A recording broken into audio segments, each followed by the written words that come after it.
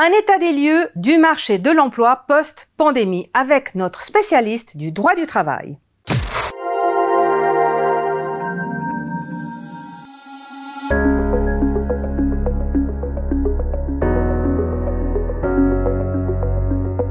Andreas Degani, bonjour. Bonjour Manuela. Bienvenue avec nous. Merci beaucoup. Quel est l'état des lieux du marché du travail post-pandémie? Alors je dirais que un constat qu'on a fait immédiatement dès l'entrée en vigueur des règles sur le confinement ou le semi-confinement, c'est que la plupart des employés du secteur dans lesquels c'était possible, des services notamment, ont fait du télétravail.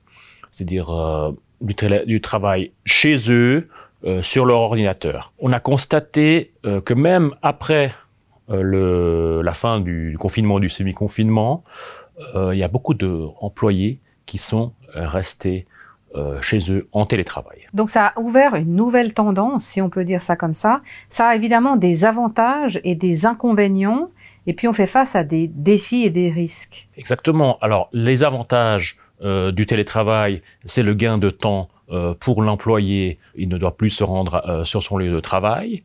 C'est un gain éventuel pour l'employeur si à long terme il veut garder ses employés en télétravail. À ce moment-là, il pourra se passer de nombreux locaux commerciaux.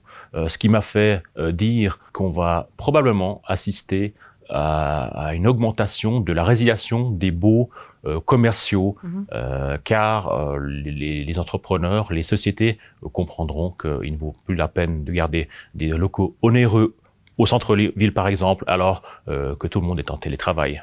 Si on assiste à ce genre de tendance, on peut imaginer qu'il va y avoir des répercussions sur les fournisseurs de services, donc des gens qui sont dans les bureaux, qui seront chez eux, sur tous les autres commerces qui entourent les bureaux. Et en contrepartie, on peut dire qu'il va y avoir un investissement sur les lieux de vie qui vont peut-être être un poil plus grands ou différemment aménagés. Qu'est-ce que vous pourriez nous dire à ce sujet?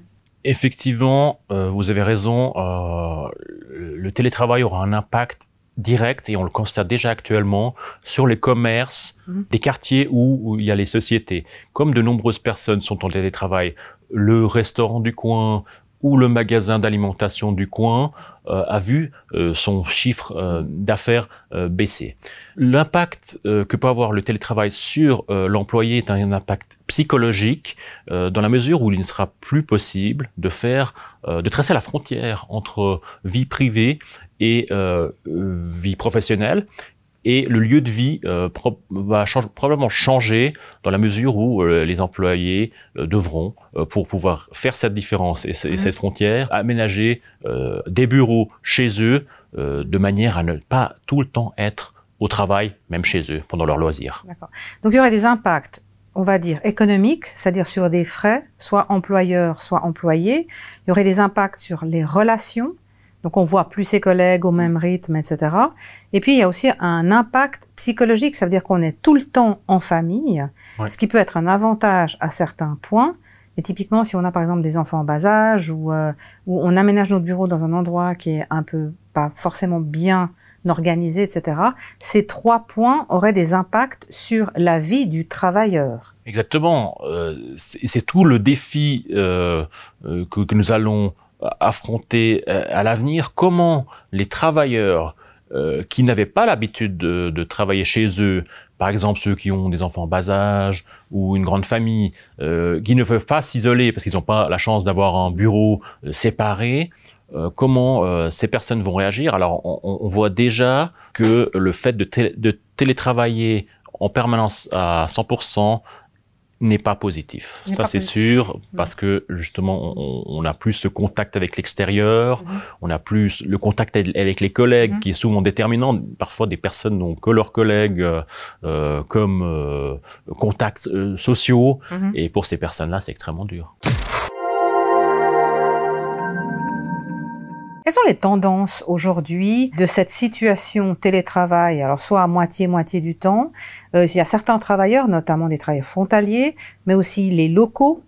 Donc, est-ce qu'il y a des tendances qui sont en train de s'instaurer dans cette nouvelle manière de travailler? On l'a constaté dans certaines sociétés déjà avant la crise qui ont totalement supprimé les bureaux individuels dans leurs locaux. C'est-à-dire qu'une personne arrivait le matin, elle choisissait un bureau au hasard qui n'était pas attribué, il n'y avait plus de bureau personnel, elle mettait son ordinateur et elle travaillait. Et dans ces sociétés, nous avons constaté que une ou deux journées étaient consacrées au télétravail par semaine.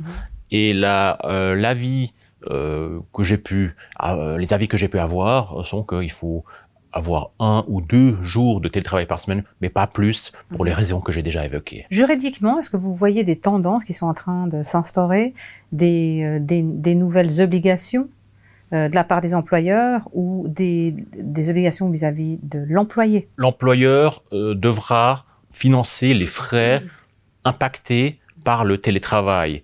Nous avons eu une décision de justice récente qui a déclaré que l'employeur devait payer ou dédommager l'employé pour la partie de ses locaux qu'il utilise pour le télétravail, ainsi que les frais liés à Internet.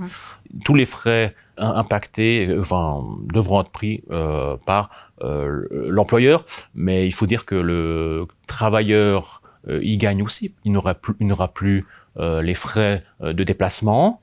Les frais de repas à l'extérieur seront également épargnés par le travailleur.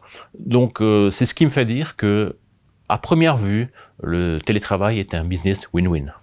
En termes d'innovation, rapidement, et puis après j'aurai une dernière question pour vous. Qu'est-ce que vous pourriez dire dans ce domaine, dans ce secteur d'activité? Qu'est-ce qui va surgir de nouveau?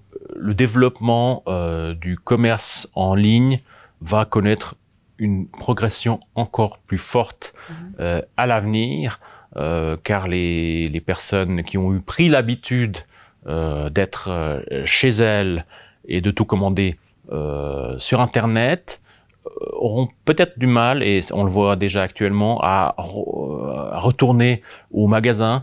Et d'ailleurs, c'est pas un hasard si l'action Amazon, je prendrai cet exemple-là, a fortement augmenté au cours des derniers mois suite à la crise. Andreas Deccani, pour finir sur une note positive, le monde d'après, selon votre expérience et votre vision, c'est quoi?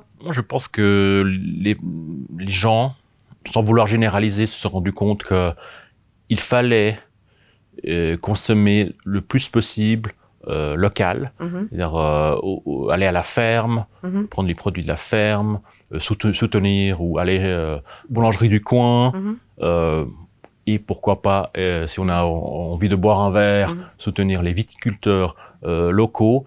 Et j'espère fortement que cette prise de conscience que tout le monde, ou presque tout le monde a eu, continuera également à l'avenir, et qu'on ne refera plus les mêmes erreurs que dans le passé. Donc ce serait le lien entre le marché de l'emploi, qui pourrait devenir plus prospère grâce à cette production et consommation locale. Andreas Deccani, merci infiniment de votre présence. Merci pour l'invitation, chère Manuela. Et merci d'être avec nous pour ce passionnant interview. Merci beaucoup. Cette interview avec Andreas Deccani, restez avec nous, intéressant, à rebondissement, à suivre, restez connectés, à bientôt, au revoir.